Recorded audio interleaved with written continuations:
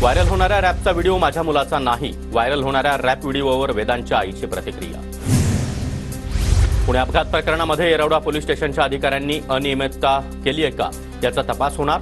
आरोपीला विशेष ट्रीटमेंट दिल्याच्या आरोपानंतर हडपसर विभागाच्या एसपी अश्विनी राख चौकशी करणार। आरोपी वेदांचे आजोबा सुरेंद्र कुमार अग्रवालांची आज पुन्हा एकदा चौकशी केली जाणार, सूत्रांची माहिती। पुण्यामध्ये पब आणि बार वाचवण्यासाठी पब चालक आता एकवटले। सततच्या कारवाई विरोधात पब चालकांचं आज सकाळी 11 वाजता आंदोलन।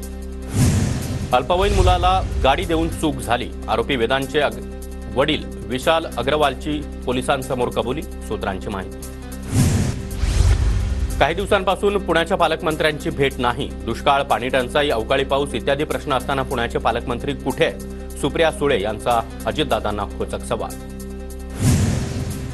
नेहमी फडणवीसांचा राजीनामा मागणाऱ्या सुप्रिया सुळे गप्प का? पुणे अपघात प्रकरणातील आरोपीचे वकील पवारांचे निकटवर्तीय आमदार नितेश राणे यांची टीका। नितेश राणे नेमका कोणत्या पवारांबद्दल बोलले ते त्यांनीच सांगावं, सुप्रिया सुळेंचा नितेश राणेंवर पलटवार। पुणे अपघात प्रकरणामध्ये पोलिसांवर कोणी राजकीय दबाव टाकला, पहिला फोन कुणी केला हे फडणवीसांनी सांगावं, खासदार सुप्रिया सुळेंचं वक्तव्य। पुणेकार अपघाताची न्यायालयीन चौकशी करत दोषींना कठोर शिक्षा द्या, काँग्रेसचे प्रदेशाध्यक्ष नाना पटोले यांचं मुख्यमंत्र्यांना पत्र।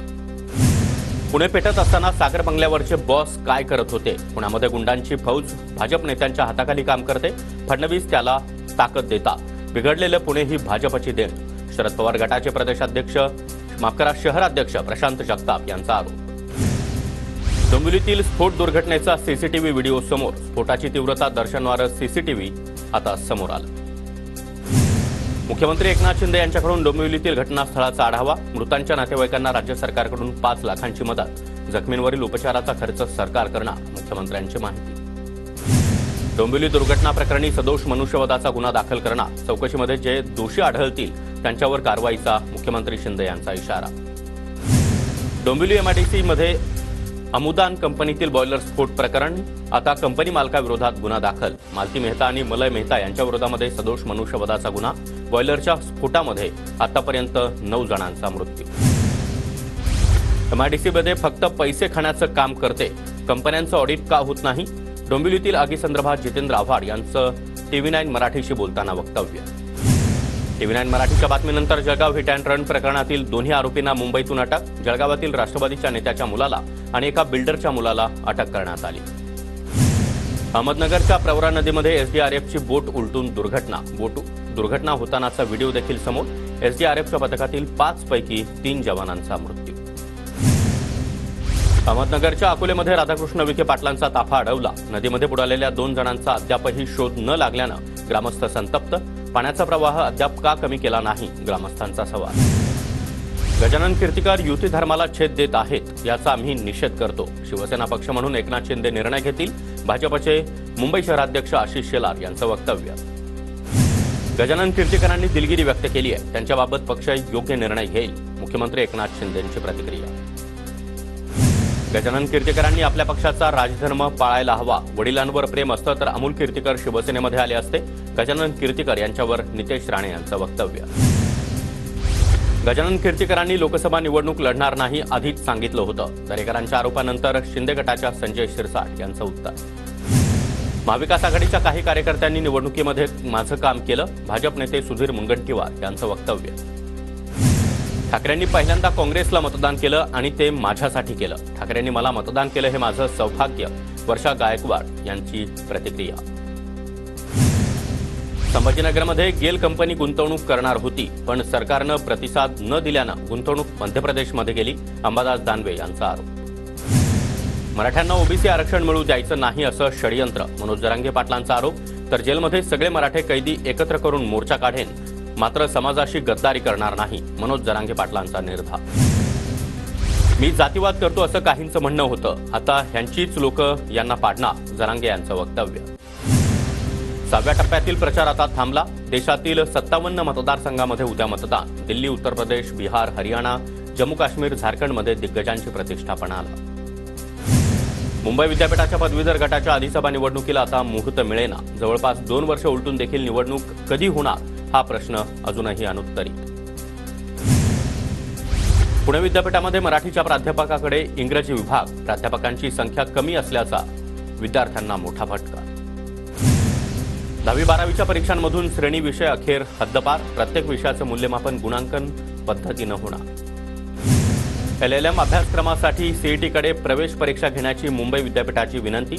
सरकारनं सकारात्मक प्रतिसाद दिल्यास यंदा LLMची प्रवेश परीक्षा सीईटी सेलमार्फत घेण्यात येणार. राज्याचा शालेय अभ्यासक्रम आराखडा SCERT कडून जाहीर.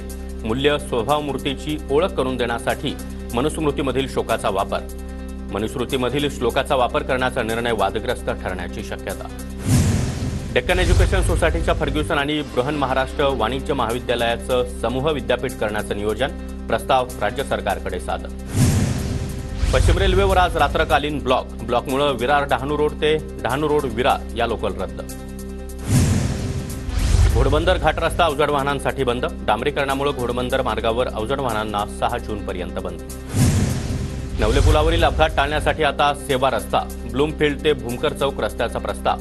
6 मीटर रुंदीचा सेवा रस्ता विकसित केला जाणार.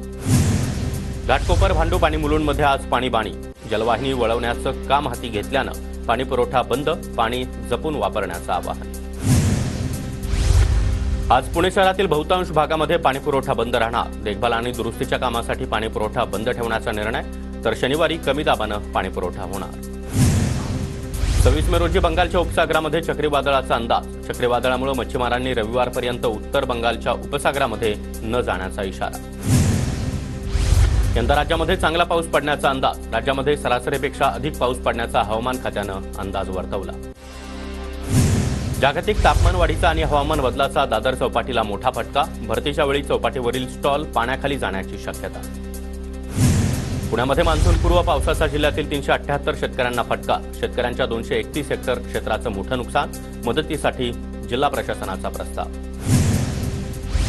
पाणी त्याचबरोबर चारा टंचाईबाबत मुख्यमंत्र्यांची बैठक संपन्न. बैठकीमध्ये दुष्काळाबाबत चर्चा. मराठवाड्यामध्ये 1800 टँकर सुरू असल्याची मुख्यमंत्र्यांची माहिती. तर आणखी टँकर लागल्यास 3 दिवसाच्या आत उपलब्ध करण्याच्या देखील सूचना. ऐतिहासिक दामोदर नाट्यगृह जमीनदोस्त करून तिथं CBSE शाळा उभारण्याच्या महापालिकेचा मनसुबा. मनसे नेते अमेय खोपकरांचा आरोप. तर हा आरोप कधीच यशस्वी होऊ देणार नाही, अमेय खोपकर यांचा इशारा. मालाड मेट्रो स्थानकाच्या नावाला स्थानिकांचा विरोध. शहीद विजय साळसकर स्थानक हे नवीन नाव देण्याची स्थानिकांची मागणी. राज्यातील MMRDCच्या 6 प्रकल्पांसाठी 67,000 कोटींच्या निविदा. निवडणुकीची धामधूम संपताच मोठा निर्णय. इंडिगोला वाढत्या प्रवासी संख्येनं दुपटीनं नफा. मार्च अखेर तिमाहीमध्ये इंडिगोचा नफा दुपटीनं वाढत 1,894 कोटींवर. मुंबईच्या बोरिवलीमधील भगवती रुग्णालयाचं काम निकृष्ट दर्जाचं. कंत्राटदारावर कठोर कारवाई करण्याची मागणी. मुंबईच्या कामा रुग्णालयाच्या आवारामध्ये मियावाकी झाडं. 30,000 स्क्वेअर फुटाच्या जागेवर 10 ते 11,000 झाडं लावली जाणार. राज्यातील 20,000 दलालांची नोंदणी स्थगित. प्रशिक्षण प्रमाणपत्र सादर न करण्याविरोधात महारेराची कारवाई. विक्री न झालेल्या घरांची संख्या मुंबई आणि पुण्यामध्ये 8% घटली.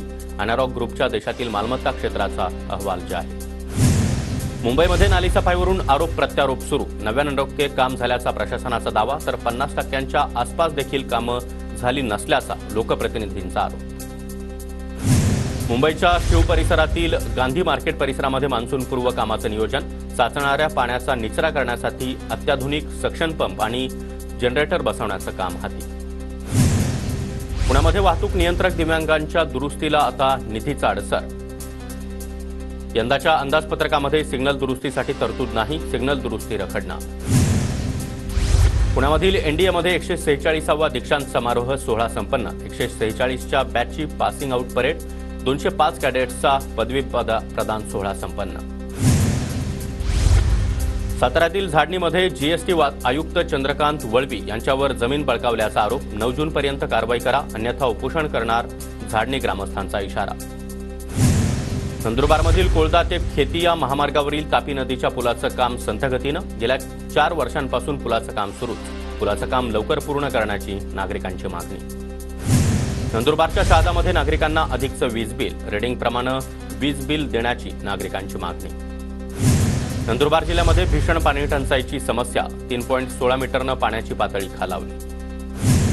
बीड जिल्ह्यामध्ये भीषण दुष्काळाची स्थिती. मान्सून वेळेत दाखल झाला तरच पाणी टंचाईची शक्यता मिटण्याची अंदाज. सोलापूर जिल्ह्यामध्ये पाण्याअभावी फळबागांचं मोठं नुकसान. टँकरच्या पाण्याद्वारे लिंबाची बाग जगवण्याचा शेतकऱ्यांचा प्रयत्न.